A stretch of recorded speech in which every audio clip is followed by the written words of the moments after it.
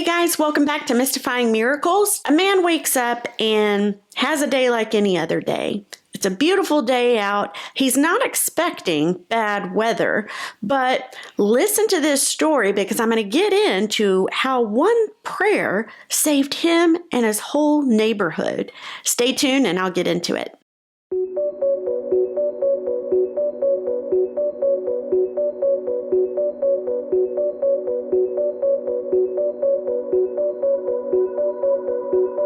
Today, I'm going to talk about Antoine McCoy.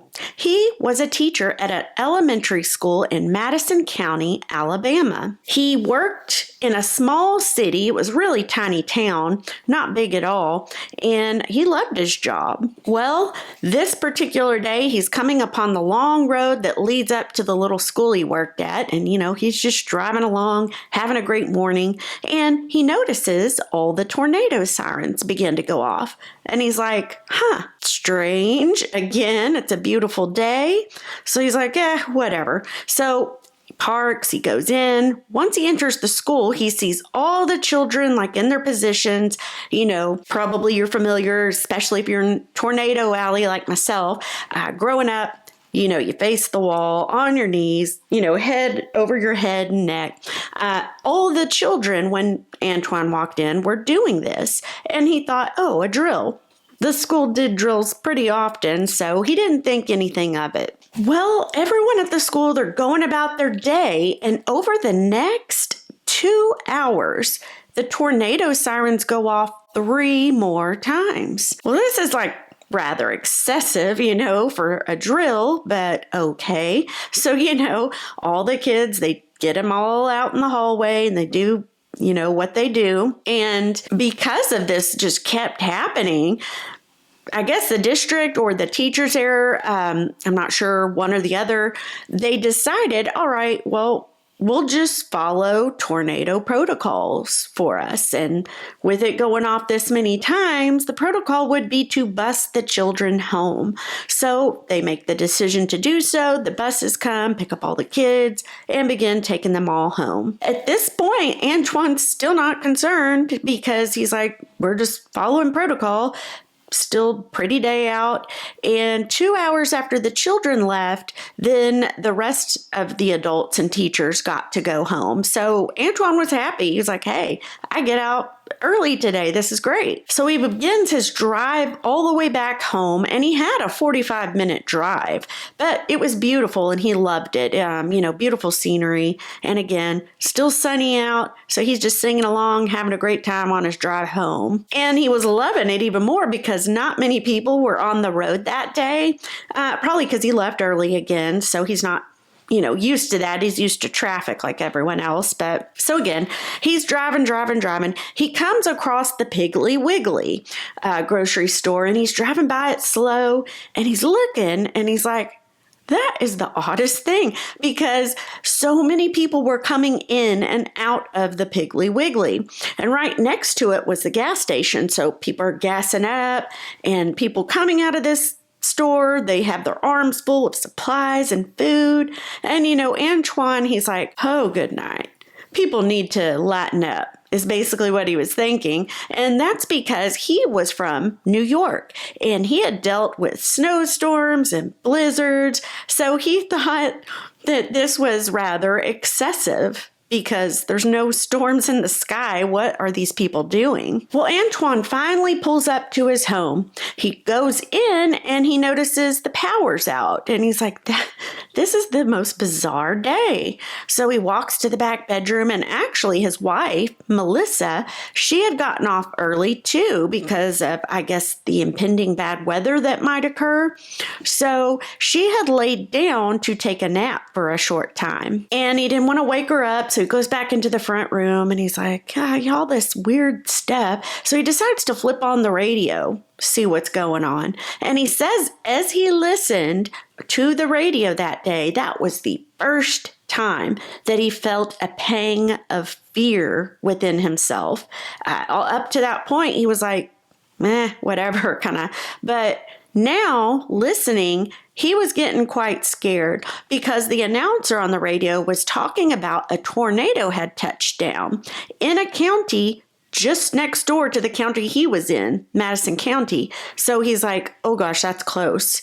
So reason being for his fear. And then the announcer on the radio started talking about the direction of that tornado on the ground, and it was headed towards, of course, Madison County. So Antoine, with that fear stirring up, he decides to go wake up Melissa.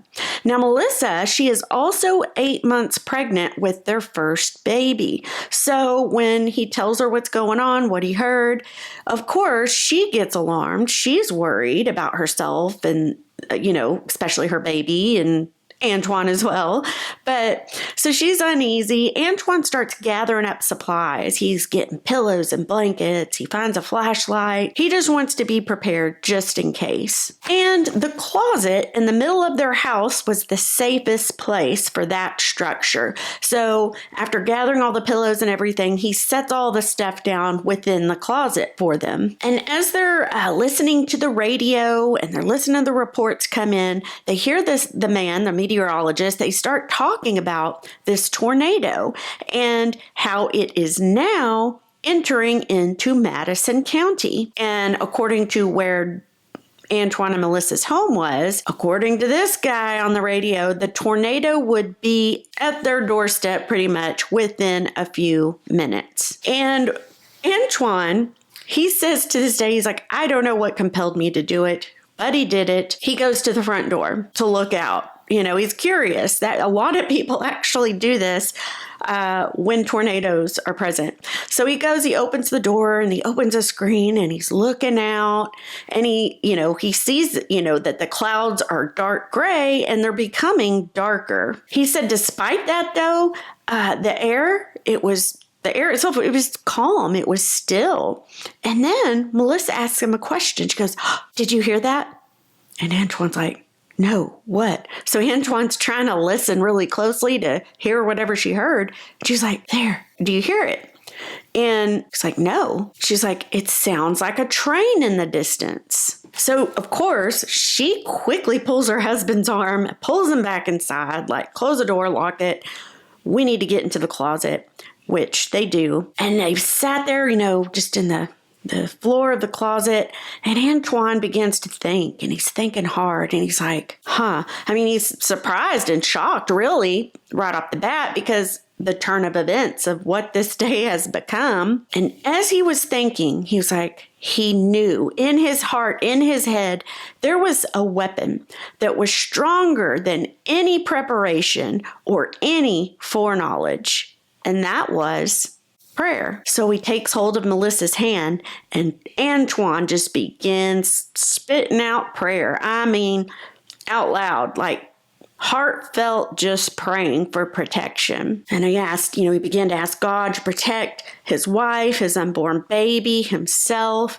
And then he began to pray for the neighborhood. And he asked God to please protect their neighbors. As Antoine's praying, he starts quoting out scripture. He starts saying Isaiah 54:17, no weapon formed against me shall prosper. He then begins to read Psalms 92 that talks about how God commands the angels to protect us or to guard us. And, he's just going, flowing with it.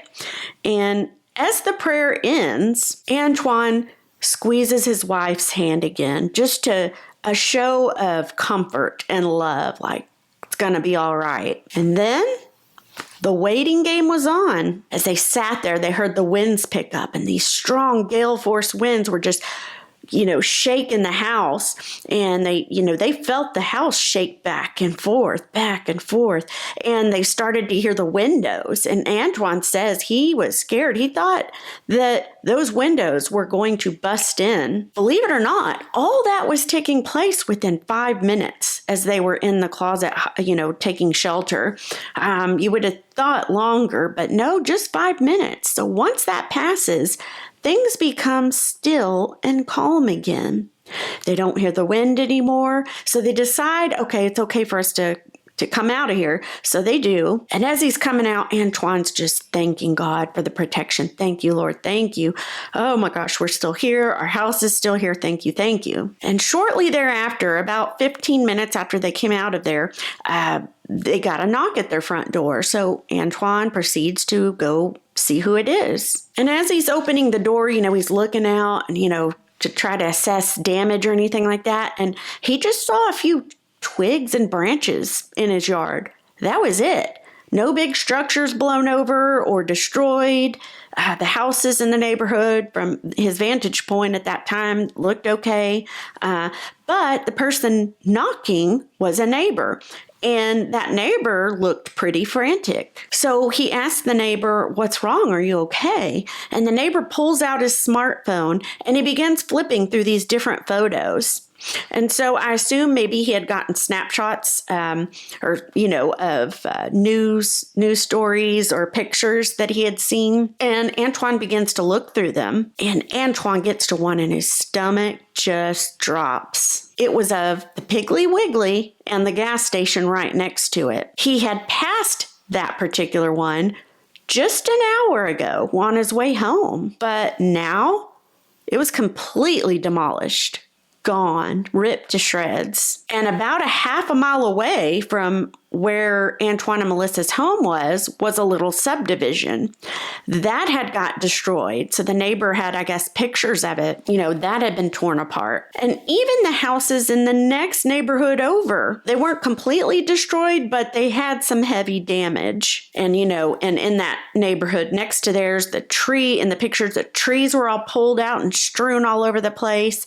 So it was just shocking to the neighbor what all they just went through and all the damage he was seeing, and shocking to Antoine as he's looking through these photos. And then Antoine begins to think, as he's, looking through all these things, he's like thinking, wow. And yet his neighborhood, his home, no major damage. They're all okay. So Antoine's like, he's speechless for a moment because he begins to think and he's like, oh my gosh, the Lord answered my prayers. Because when he was in that closet, he prayed for his family, but he also prayed for the neighborhood, his neighbors.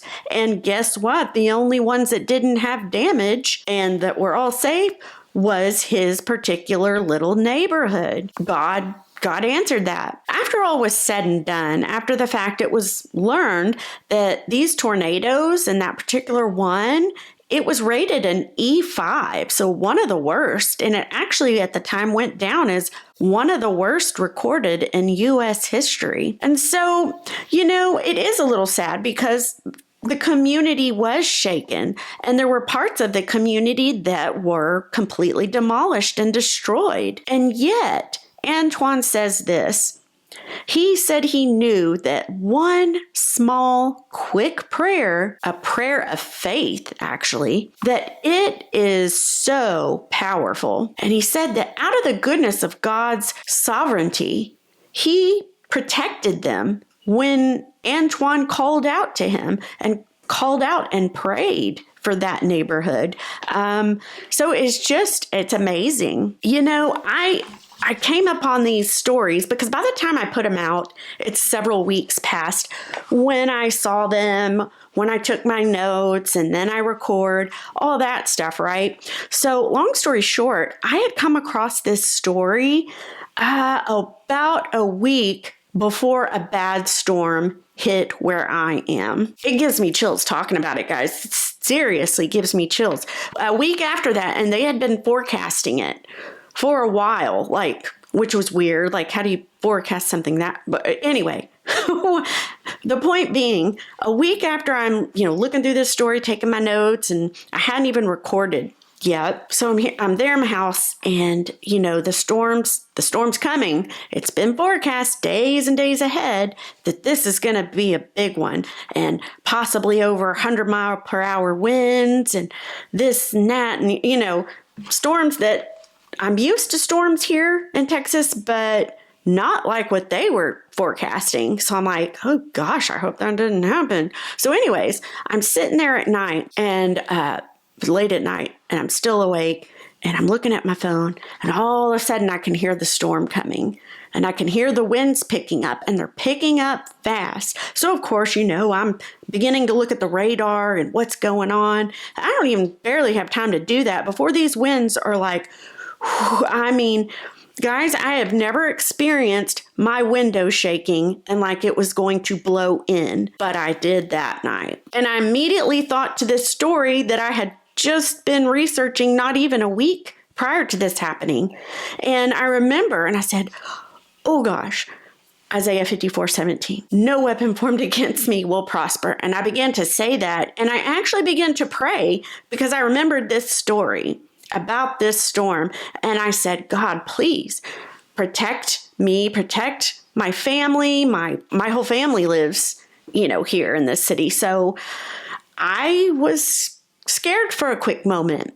But when I began to say that, Isaiah 54:17, suddenly something changed in me because I wasn't scared anymore. I was like, no, it's going to be okay. It's going to be fine. And guess what? It was.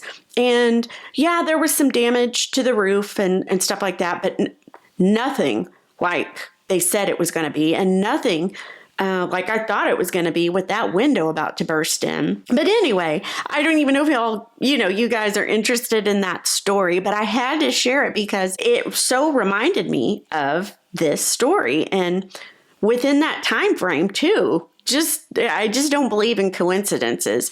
But anyway, have you guys ever been through something like this? A tornado, just bad weather? Maybe it was a hurricane. I don't know. Maybe anything like that. It can be a very scary situation. Let me know your thoughts on this one. I thank you for watching, and I'm just very appreciative.